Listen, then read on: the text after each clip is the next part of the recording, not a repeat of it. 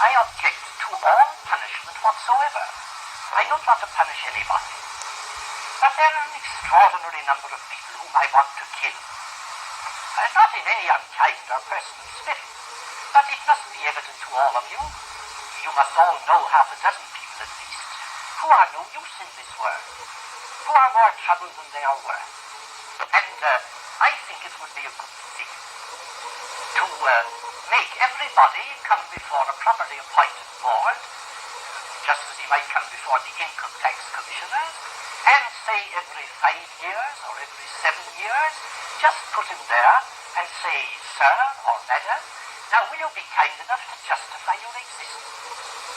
If you can't justify your existence, if you're not pulling your weight in the social boat, if you're not producing as much as you consume, or perhaps a little more, then clearly we cannot use the big organization of our society for the purpose of keeping you alive.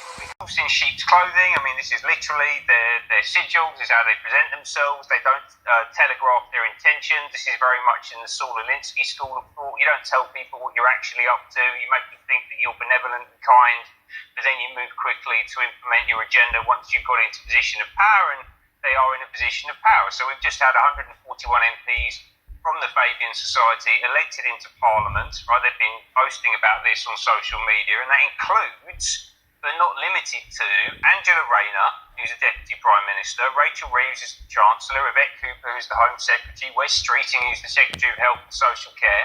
Yeah, and I think if you remember the Blair segment from last week when he was talking about the need to force people to change if you love them, right? That's very much that kind of mentality, right? That worldview. You have to justify your existence. We're going to force you to change. That's right in the heart of the health system.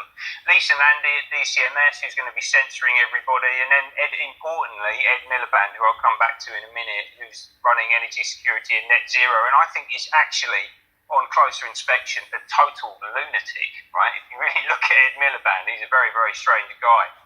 Who else in the Labour Party? So, Gordon Brown, who's currently in the process of rewriting the British Constitution, he's a Fabian, but also let's not forget the arch-Fabian Tony Blair stood here in front of the Fabian stained glass window saying,